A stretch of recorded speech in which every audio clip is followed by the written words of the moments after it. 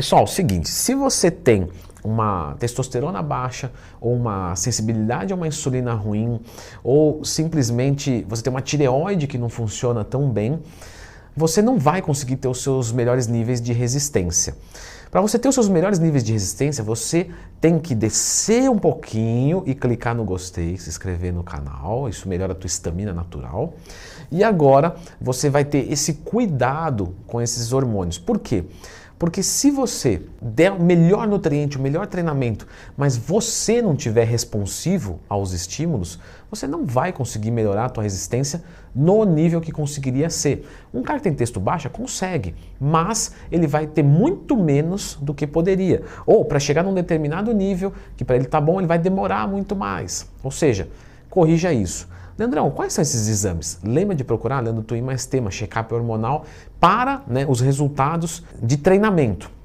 Então, lógico que temos vários marcadores importantes, mas esses 3 são os mais importantes para a performance. Os hormônios da tireoide, da insulina e da testosterona, esses 3 pilares.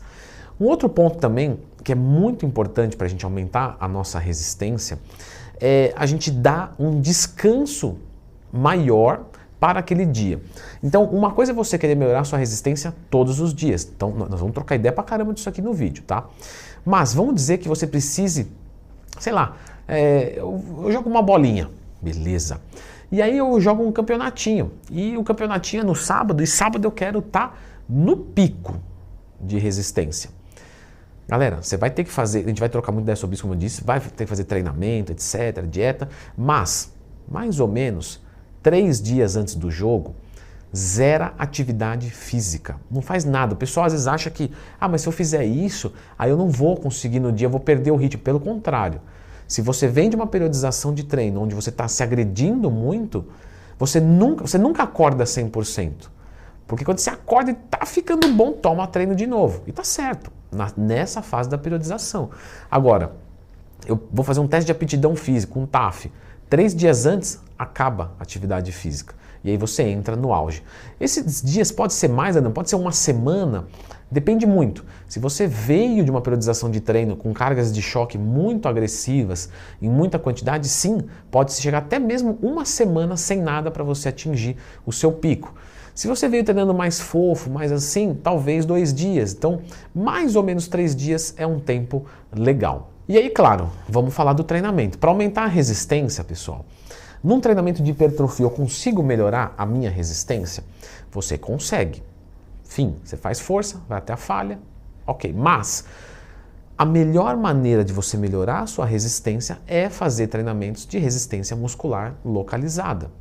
Então, da mesma maneira que um treino de RML, com repetições mais altas, tempo de descanso mais curto, para aumentar a densidade de treino, aumenta a resistência muscular e também melhora a hipertrofia muscular, o treinamento de hipertrofia vai melhorar mais a hipertrofia do que a resistência.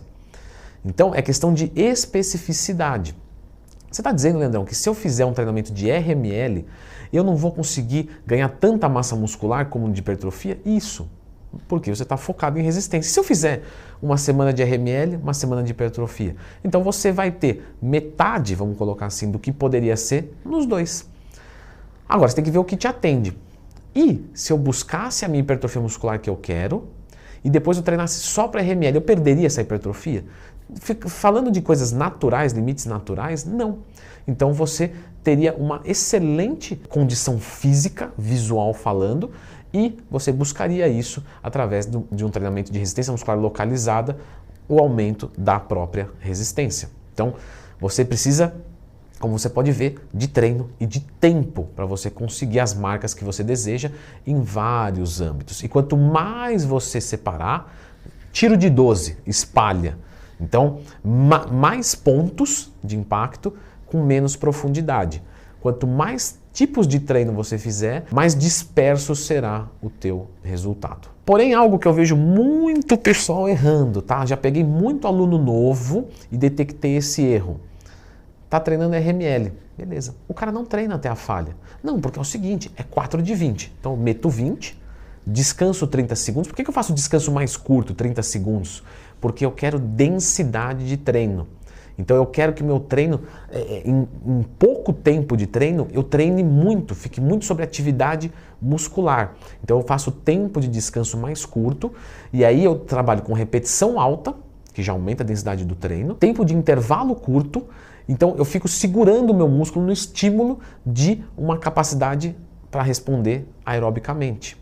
Então, eu treino com baixo tempo de descanso. Isso é muito importante num treino de RML. Muito diferente de um treino de força que eu vou treinar, obviamente, com um período de descanso muito maior, porque eu quero levantar maior carga, etc. Outra modalidade não tem nada a ver uma coisa com a outra. Bom, então eu vou fazer ali 20 movimentos, mas eu não vou parar no 20, eu vou até a falha. Porque se o corpo não vê desafio, ele não vai melhorar.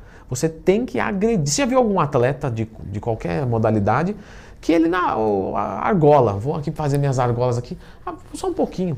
Não, o cara vai até não aguentar mais, ele treme, o braço cai dele, ele cai de cabeça, se esborracha, porque isso é alta performance. Se você quer performance, você tem que trabalhar em alta performance para o teu corpo responder. Então, treinamento de RML é até a falha. Mas não é 4 de 20, é 4 de mais ou menos 20. Então vou lá, faço. Fiz 23 a primeira. Lá, a segunda saiu 18 só, beleza. A terceira saiu 15. Pô, para a quarta vai sair muito pouco, eu vou baixar um pouco a carga para fazer mais ou menos 20 de novo. Mas todas até a falha. E o ideal seria, portanto, que o carboidrato na sua dieta fosse alto. Porque como é que você treina com qualidade? Não é, Renato Cariani? Você treina com muito carboidrato. Mas aí eu vou ganhar gordura, Leandrão. Nessa fase que você está buscando resistência muscular localizada, você pode ganhar um pouco de gordura. Depois você vai fazer um carbo baixo para limpar um pouco, porque dependendo da sua modalidade, vamos dizer que você queira uma resistência para nadar. Então você precisa ser o mais longilíneo possível, estreito, fino, ectomorfia. Então você precisa ter um nível de percentual de gordura mais baixo. Mas para você ganhar resistência mais rápido, você precisaria ter um carboidrato alto na dieta. E quando chegar o momento, então, do carboidrato baixo, o meu treinamento vai render menos, vai. Mas, como é que você resolve isso de um aluno seu? Falei muito disso nos meus cursos. A gente joga o carboidrato todo antes do treinamento. Lembrando, isso é performance, não é qualidade de vida. Porque o resto do dia o cara vai ficar morrendo. O carbo está baixo, todo o carbo ele manda antes do treino, aí ele aumenta o nível de energia, treina pesado, fica sem energia o resto do dia.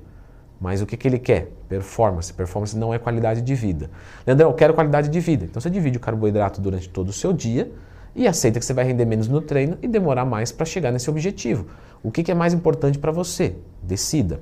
E para resistência, nós temos também alguns agentes potencializadores. Então, por exemplo, a beta-alanina, que faz um efeito tamponamento, e o bicarbonato de sódio. Falei dele no meu curso de suplementação. Galera, o bicarbonato de sódio é muito complicado usar, porque ele é mais eficiente que a beta-alanina, só que se você errar na dose, dá problema gastrointestinal. Então imagina, o cara é ciclista, beleza, vou subir uma montanha.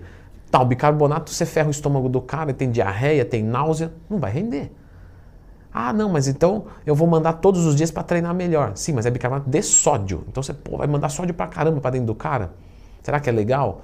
Então a gente apela para a beta-alanina e um pouquinho de bicarbonato de sódio, se precisar, se esse indivíduo se der bem. Então ele manda ali só no dia da competição, mas com muita cautela. A maior parte, quando você vai trocar uma ideia com a galera da área mesmo, né, tive o prazer de conversar com um treinador de ciclismo e tal, a galera não costuma utilizar. Por quê? Porque eu vou arriscar meu atleta, vou arriscar a condição do meu atleta nesse dia que é tão importante. Então, beta-alanina, ele tem que empilhar no corpo, então 5 gramas todos os dias, demora mais ou menos 3, 4 semanas para empilhar. Ele usa beta-alanina o ano inteiro para aumentar a resistência e no dia da competição, talvez um pouquinho de bicarbonato, sendo que na alta performance o pessoal não gosta muito. O pessoal gosta mais, né, da cafeína ou algum tipo de estimulante. Lembrando que alguns estimulantes são banidos, né? Então, se for ter doping, tem que tomar cuidado, não vai mandar efedrina. Mas vamos dizer que seja uma coisa um pouco, né, mais de boa, um teste de aptidão física, de novo, um TAF. Então não vai ter um toxicológico para cafeína. Então o cara vai lá, manda uma dose boa de cafeína.